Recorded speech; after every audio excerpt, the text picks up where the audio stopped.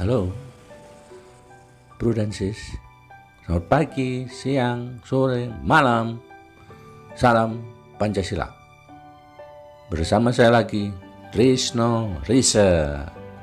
Satu-satunya media pendidikan dan kepribadian yang paling eksotis.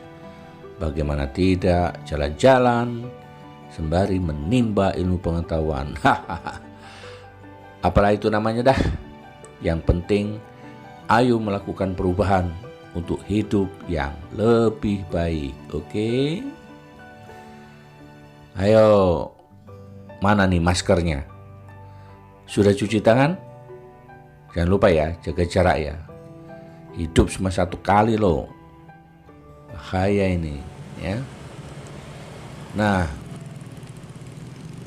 kali ini saya akan menjawab pertanyaan netizen yang membuat sebuah video bertajuk BDR atau belajar dari rumah versi Trisno Riset tentunya, kan banyak versi itu ya, ini versi Trisno Riset ya, jadi jangan salah arti ini.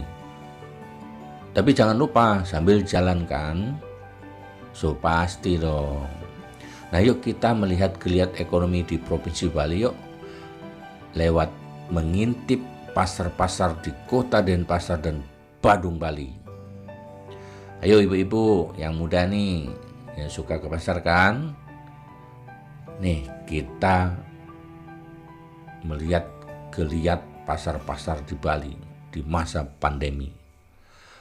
Bali bangkit, nah itu kata kuncinya sekarang nih. Nah nanti kita akan menyusuri pasar-pasar yang serba sibuk ya, banyak yang belum pernah melihat kan bagaimana denyut ekonomi di Bali, apalagi di masa pandemi. Simak ya, tapi jangan di skip dong biar gak gagal paham. Jangan kulitnya saja dong, gak enak. Kacang tuh dimakan kulitnya aja kan gak enak, jadi harus sama isinya dong ya.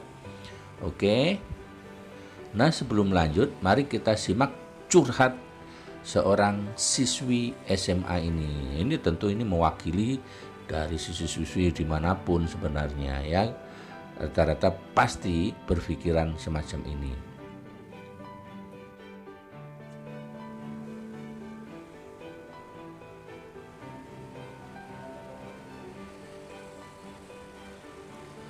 Nah, saya memberi judul video kali ini dengan singkatan BDR. Ya. Tadinya saya kurang ngeh juga sih, apa itu BDR. Ternyata belajar dari rumah. Tapi beda loh dengan belajar di rumah. Kenapa? Karena belajar dari rumah artinya belajar di sekolah dari rumah. Pendidikan informal yang diformalkan karena musim pandemi. Ya tentu saja banyak komponen yang terlibat, bukan? Jadi jangan salah.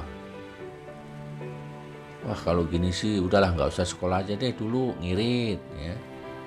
Orang kita bayar kok disuruh jadi guru anak sendiri.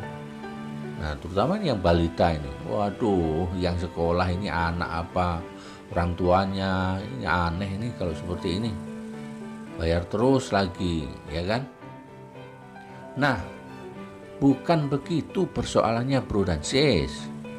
Ini kan suasana dan keadaan yang khusus karena pandemi.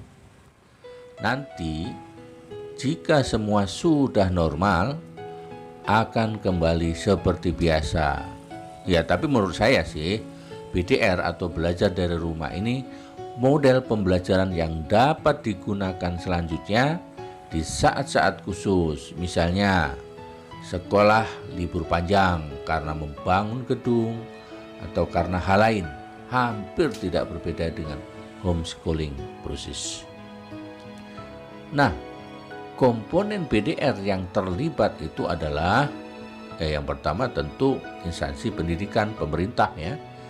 Kemudian teknisi pendidikan, para ahli, kepala sekolah, guru, pengguna pendidikan sendiri kita ini, ya, wali murid dan siswa sebagai subjek pendidikan. BDR atau belajar dari rumah ini suatu mekanisme sinergi dari unsur-unsur pendidikan tadi. Jadi BDR tidak bisa, kata orang Jawa, sak kepenai dewi lah, atau sesuka hati lah. Ya udah nggak usah sekolah dulu lah, ngirit ya. Yang penting anakku sudah belajar deh. Jamnya juga sesukanya, anak harusnya tidur, disuruh belajar. Yang harusnya bermain, malahan dipaksa belajar.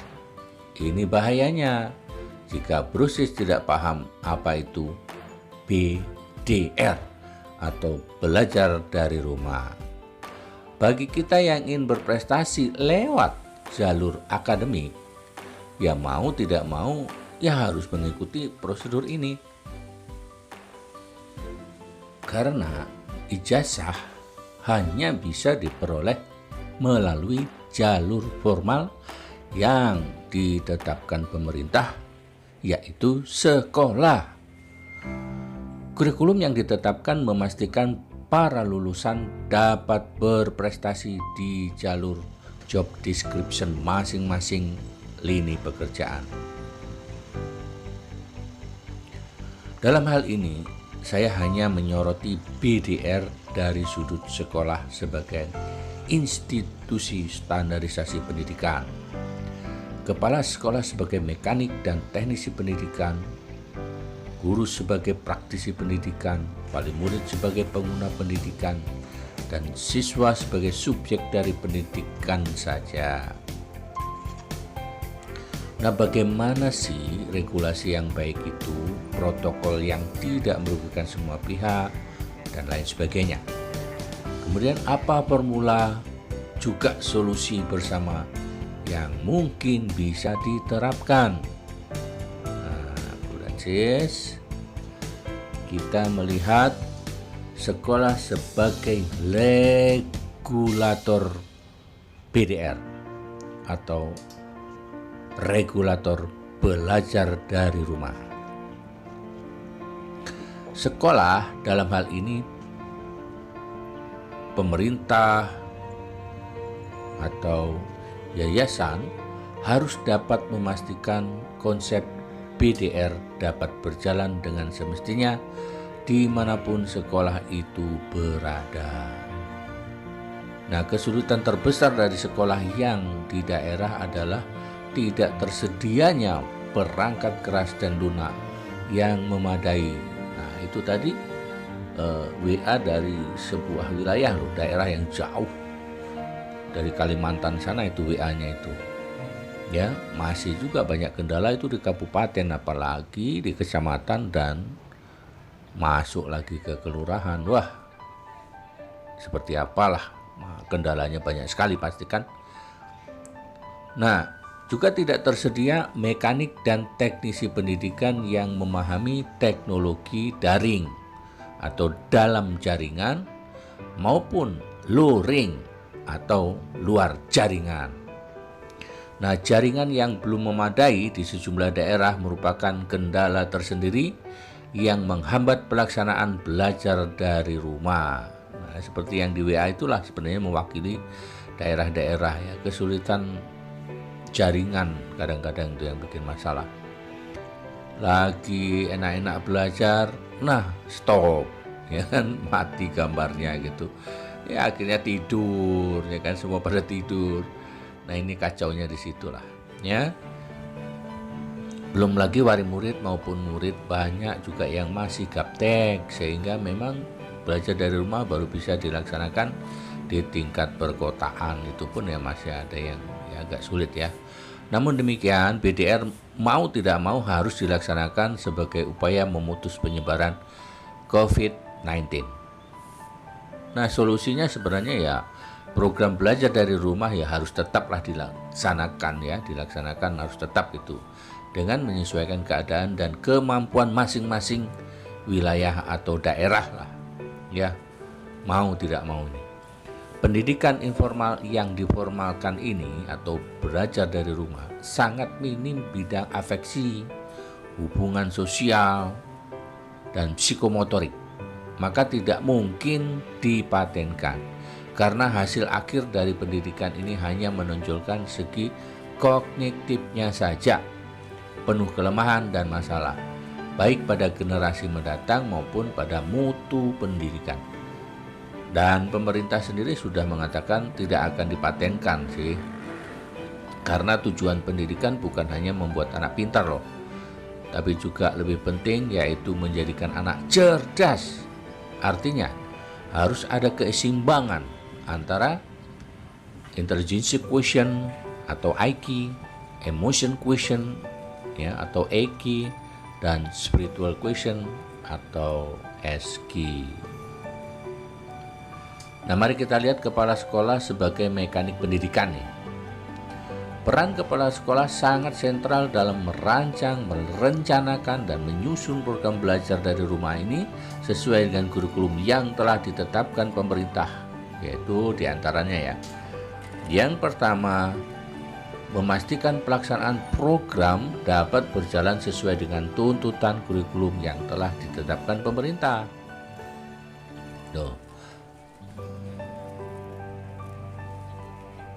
Yang kedua, memastikan perangkat keras dan lunak program belajar dari rumah ya. Salah lagi nih. Misalnya komputer, laptop, jaringan daring yang kuat, operator yang mahir, dan software lainnya yang diperlukan. Nah, ini kepala sekolah harus jeli nih. Termasuk rancangan kurikulum dengan satuan pengajarannya. Ini banyak pekerjaan kepala sekolah nih.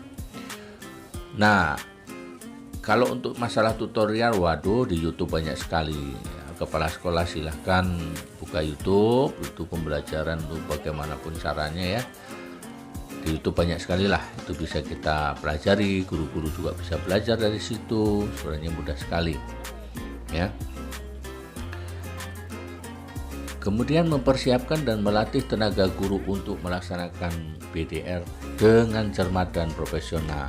Tentu melibatkan pihak ketiga jika diperlukan atau kita tidak mampu lah ya. Nah, kemudian menyusun strategi pelaksanaan belajar dari rumah agar direspon wali murid dengan baik. Juga menyiapkan rangkaian evaluasi khusus BDR yang bisa dipahami wali murid dan siswa. Kemudian mengatur jadwal sekolah, belajar dari rumah, dan menyiapkan tutorial untuk bertemu dengan siswa. Via daring maupun tutorial bisa dikoleksi dan dipelajari di YouTube sih, banyak sekali. Kita bisa pelajari itulah bagaimana caranya ya. Nah, contohnya beberapa nanti saya munculkan di layar. Nah, sekarang mari kita juga melihat dari sisi Dewan Guru sebagai teknisi pendidikan. Nah, baru-baru ini terjadi para guru tersinggung dikatakan makan gaji buta. Nah, kesalahan atau kesalahpahaman ini dikarenakan konsep BDR atau belajar dari rumah diartikan oleh sebagian guru dan wali murid belajar di rumah. Hal ini tentu harus diperbaiki. Peran guru justru semakin besar dalam program belajar dari rumah ini, karena harus mampu berinteraksi dengan wali murid dan siswa di rumah menggunakan teknologi. Jadi pekerjaannya makin banyak sebenarnya, bukan santai-santai guru-guru ini ya. Ini hanya salah paham saja sih sebenarnya. Belajar dari rumah memiliki protapnya yang jelas ya. Maka belajar dari rumah itu memang sebaiknya tetap pada jam dinas. Seperti contoh tadi WA dari seorang siswa. Jadi tetap belajar dari rumah itu seperti biasalah, dimulai jam 7.30 pagi hingga jam 12.30 atau jam 12 atau sesuai dengan jadwal waktu sekolah seperti biasa yang ditetapkan oleh pemerintah lah. Jadi serius. Selama jam itu anak-anak ya nggak boleh pergi kemana-mana sebenarnya. Jadi masuk dalam penilaian lah, seperti itu. Nah, anak tetap mandi, tetap pakai seragam, dan dipantau guru lewat daring atau lewat WA. Nah, selama ini guru standby untuk berkomunikasi dengan siswa melalui daring atau WA lah minimal. Guru membuat satuan pelajaran sesuai kurikulum. Jam berapa siswa ini mendapat telepon, WA, Zoom, atau daring lainnya. Bagaimana kesulitan siswa, wali murid haruslah tetap dipantau, diawasi oleh guru, ditanyakan itu kesulitannya apa, ya, dan sebagainya.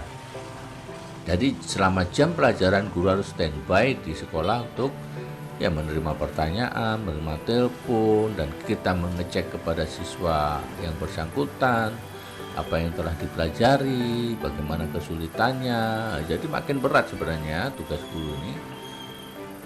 Tunjukkan bahwa guru juga sibuk bekerja nih hingga batas waktu pembelajaran. Jadi kesan makan gaji buta akan hilang dengan sendirinya. Wali murid bukanlah guru. Mereka tidak memiliki waktu cukup, pengetahuan cukup, dan memang sebagian wali murid tujuan menyekolahkan anak juga agar anak didik lebih profesional, diasuh, ya, dididik oleh guru yang memang ya mempunyai ijazah notabene, oleh tim yang dilegalisir oleh pemerintah. Jadi wajar jika wali murid menuntut guru sekolah harus tetap bekerja dengan konsekuensi mendapatkan penghasilan dari pekerjaan itu. Nah, guru haruslah benar-benar profesional dan siap dalam hal ini. Ketidaktahuan wali murid harus bisa dijawab oleh guru. Jika tidak mampu, sebaiknya ditunda dulu. Jawabannya itu ditunda untuk kemudian semacam komite gitu ya, didiskusikan, komite dewan guru. Dalam rapat komite dewan guru itu dibicarakan, ini ada pertanyaan seperti ini dari wali murid ini, bagaimana? Terutama yang balita ini ruwet sekali kan sebenarnya, yang TK, RA itu membutuhkan keahlian khusus lah, ya nggak mudah mengajari anak-anak balita itu. Nah, bahaya yang mengintai siswa sebagai peserta didik jika tanpa pantauan sekolah, misalnya nih, nah, ya anak yang pemalas terutama nih, ya, nah, yang pemalas ya semakin mendapatkan legitimasinya jika tidak diatur konsep disiplin yang baru dalam sistem belajar dari rumah ini. Sistem kontrol yang lemah akan membuat siswa kehilangan kendali. Ya, main-main akhirnya ya kan. Namanya juga orang tua sibuk ya. Kondisi ekonomi keluarga juga berpengaruh kuat terhadap kesiapan siswa dan wali murid. Bayangkan jika rumahnya sambil buka usaha laundry, usaha salon atau lainnya, tidak bisa dibayangkan lah ya keruwetannya seperti itu. Nah, kekerasan pada anak meningkat nih kalau nggak salah ini. Jangan-jangan bisa seperti itu.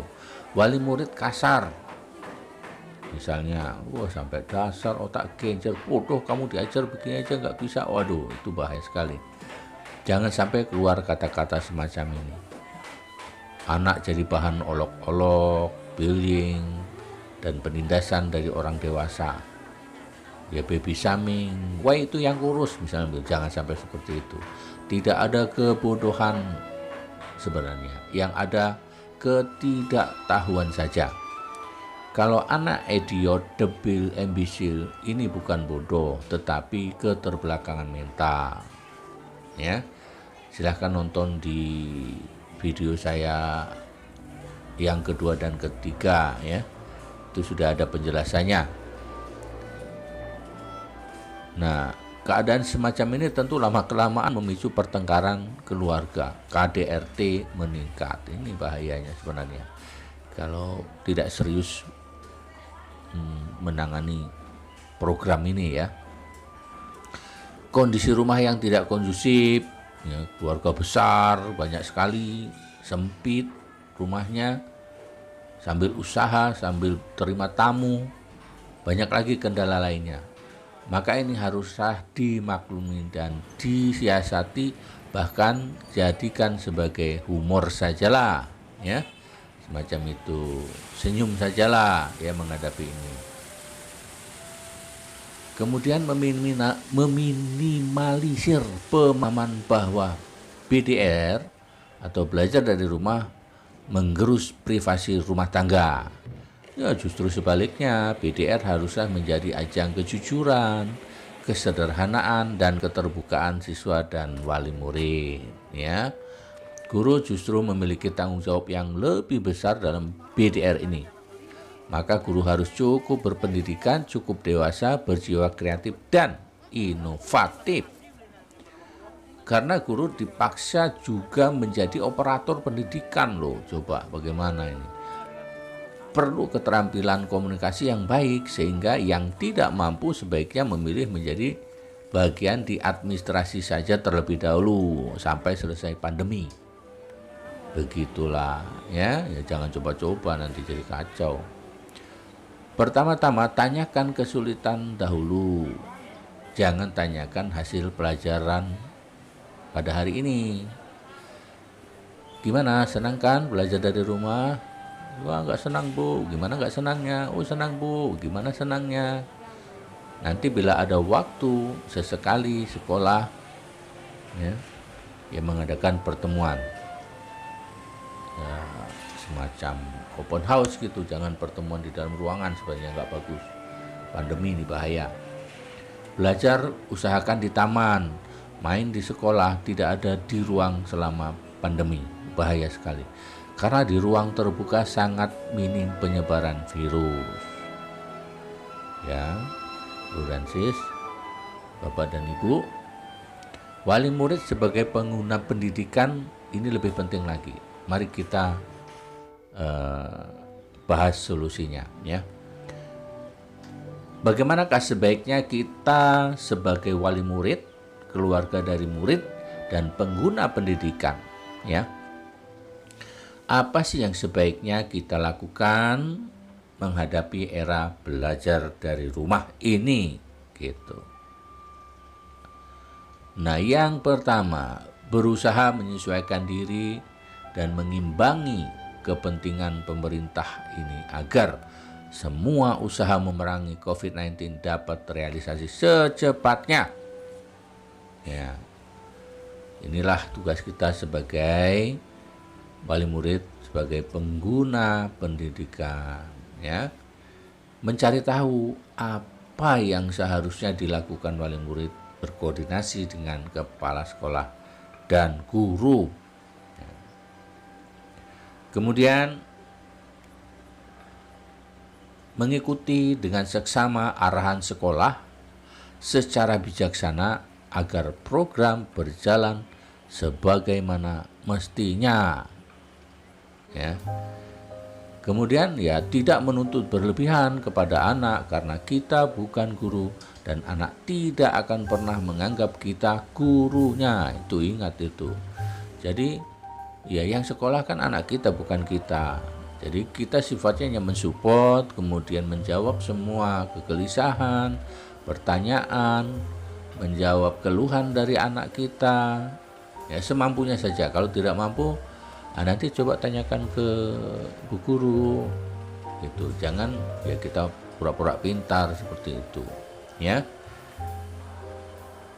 Dalam mendampingi anak belajar dari rumah, ya hendaknya tidak menggunakan bullying, kekerasan atau intimidasi apapun, ya.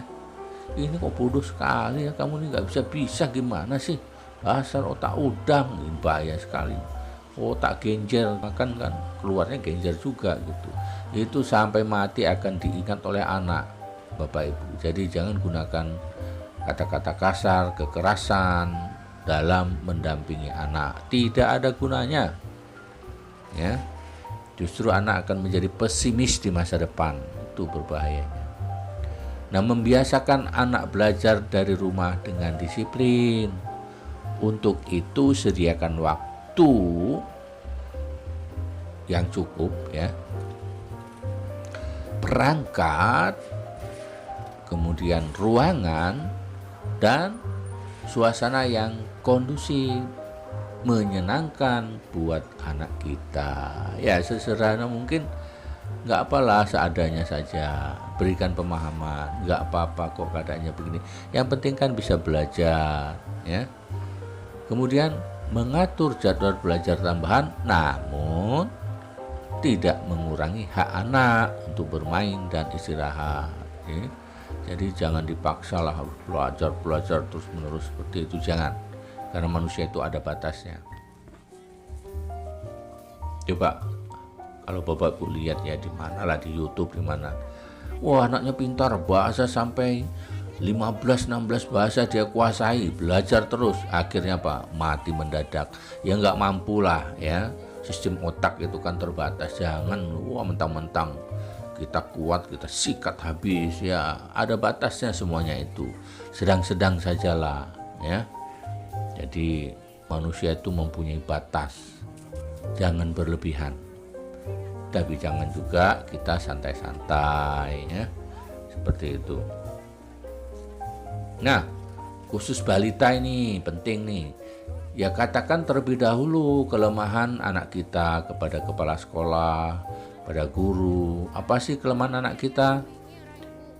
Minta maaf sebelumnya kalau anak berlaku kurang sopan, kasar, dan bicara buruk. Ya tentu apa sebabnya? Misalnya pengaruh nonton YouTube nih. Bu, Pak, maaf ya, jangan tersinggung kalau anak saya ngomong kotor. Soalnya suka nonton YouTube sih, ya mohon dibenarkan saja nanti ya. Ya nggak usah dibentak-bentak lah, yang anak kan taunya hanya yang dia tahu saja. Nanti kalau sudah memahami, mengerti, ya nggak juga akan ngomong kotor semacam itu. Jumlah kosakata yang dimiliki kan terbatas, sementara mereka ingin bicara. Jadi apa yang ada di kepala mereka ya dia keluarin sajalah. Jadi jangan terlalu berpikir negatif, nanti jadi orang jahat, jangan begitu dengan anak. Tinggal kita beritahu, nak, kurang sopan itu, kurang bagus ya kata-katanya, catat ya, ingat ya, gak boleh ditiru itu, ya, seperti itu. Nanti setelah memahami, mengerti, enggak juga dia akan ngomong semacam itu, gitu. Ya. Ajarkan bersopan santun lewat daring. Dan pastikan tidak menyeleweng ke YouTube selama proses belajar dari rumah. Ini susahnya ini. Daripada dengerin kayak itu, udahlah nonton YouTube saja kan. Ini namanya juga anak kan, seperti itu. Nah, ya kalau anak-anak kan ada YouTube Kids, ganti dong dengan YouTube Kids. Silakan Ibu di Play Store, hapus YouTube-nya, ganti dengan YouTube Kids. Nanti kan ya banyak untuk anak-anak, tapi ya banyak juga yang untuk anak-anak itu yang dihaduh bahasanya juga kacau itu. Seperti itu di blok aja, di blok seperti itu. Karena nggak mungkin kita menjauhkan anak dari teknologi Bapak Ibu, karena zamannya memang zaman teknologi ya. Hanya kendalinya yang harus bagus, sistem pengendaliannya yang harus rapi dan bagus Bapak Ibu. Jadi jangan takut dengan teknologi, karena banyak anak-anak yang maju karena teknologi juga. Ya, sekarang ini tanpa teknologi ya hampir kita tidak bisa hidup lah, karena semua pakai teknologi.